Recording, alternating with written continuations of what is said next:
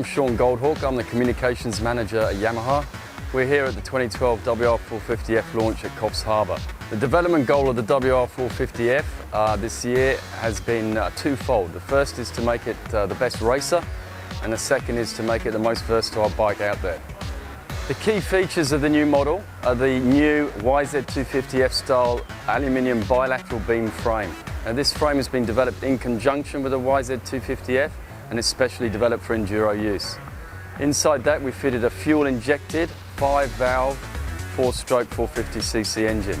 We've got YZ suspension front and back, KYB style, the same as you get on your YZ250 and 450F. Addition to that, we've got our all-new bodywork based around the YZ250F, and new ergos. It's much smaller, more compact, slightly shorter, and slightly lower, so it suits a wider variety of rider. Okay, today we're riding with Boris Everson from Coffs Harbour Detour. We're going to go on a variety of trails through to Boris's place where he's made a grass track, and a larger grass track, and a 3 or 4 kilometre enduro loop. We can get some photos for the guys there, do some testing, and then we're heading out on a massive trail ride through the Coffs hinterland, through to Dorigo. And the sort of conditions you'll find out there are everything really. There's mud, there's clay, there's even a bit of dust, there's rain, sunshine, you name it, all sorts of weather, all sorts of conditions. A really good test for man and machine.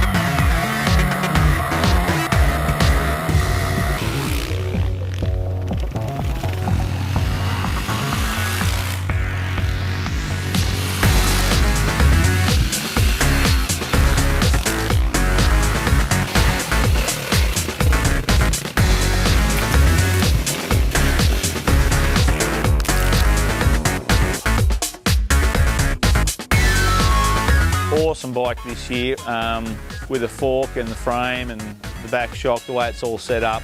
Really impressed, especially the tunability of the bike to suit the conditions that we have on the trail tours. As the guys have been experiencing all this week so far, all types of terrain, and the idea of being able to tune the bike to suit the terrain really suits us really well.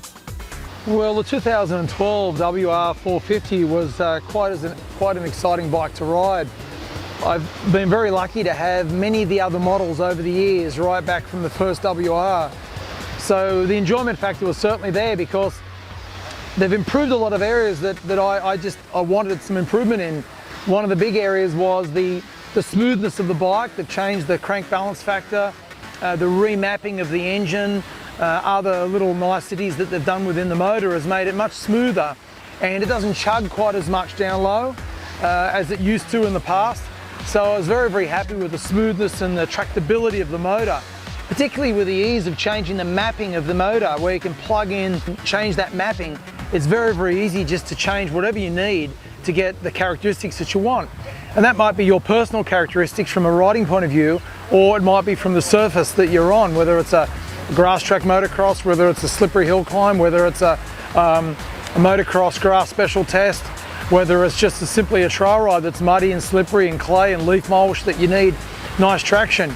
With the new cradle frame, the twin spar wider cradle frame, over the rough ground, the rocky ground, it tracks better. Doesn't jump around quite as much, it tracks really, really secure and steers very, very well in the tight stuff as well. So I'm particularly happy with the new model. I thought it was a great bike and a thorough enjoyment to ride. It's always nerve-wracking when you replace a bike like the WR450 as it was, which was such a reliable bike and a favourite in the bush, with something that's quite radically different. You know, the chances of getting it wrong are pretty high, but they really have nailed it. it was time for it to go EFI. It was time for it to update the frame.